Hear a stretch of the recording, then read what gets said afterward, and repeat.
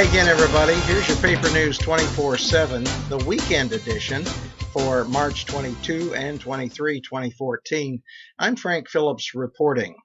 Montgomery County met Thursday's test of the statewide emergency alert system in fine shape, said Emergency Management Director Sherry Harrington. All the sirens in the county sounded with the exception of Waveland, she said. That siren is being replaced, so we knew it wouldn't work. The new telephone warning system was not included in Thursday's test, Harrington said. The test did include broadcast stations. All three Crawfordsville stations received and transmitted the tests as planned, said Steve Halsma, Program Director for WCVL, WIMC, and WCDQ.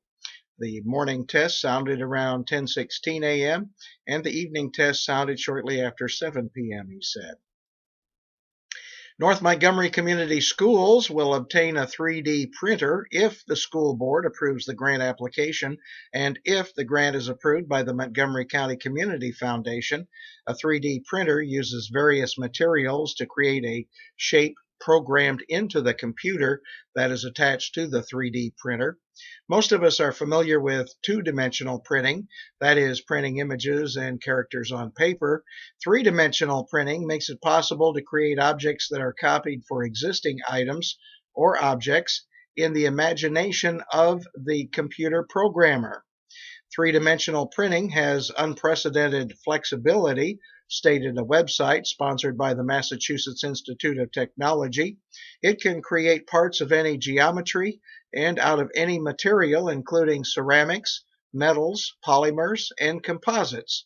Furthermore, it can exercise local control over the material composition, microstructure, and surface texture.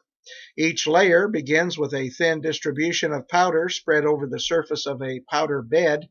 Using a technology similar to inkjet printing, a binder material selectively joins particles where the object is to be formed, a piston that supports the powder bed, and the part in progress lowers so that the next powder layer can be spread and selectively joined.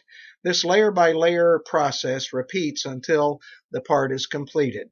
Following a heat treatment, unbound powder is removed, leaving the fabricated part. And that's from web.mit.edu. Students in the STEM, that is, Science, Technology, Engineering, and Math program, will attend classes and learn how to use a three-dimensional printer with hands-on activities, according to a proposal from the superintendent's office.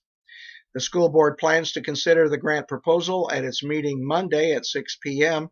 in the Central Administration Office located on the North Montgomery High School campus. Congratulations to Tim McCormick.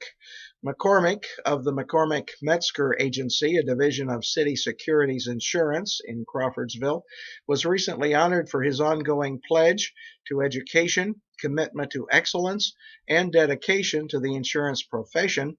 The Society of Certified Insurance Counselors presented Mr. McCormick with a formally inscribed certificate for his continued participation in the CIC program. Earning his CIC designation and maintaining all updated requirements for 20 years places Mr. McCormick in the top 1% of all insurance professionals in the country. The high standard maintained by Tim McCormick not only benefits City Securities Insurance, but the insurance profession as a whole, said Dr. William T. Hold, president of the Society of CIC.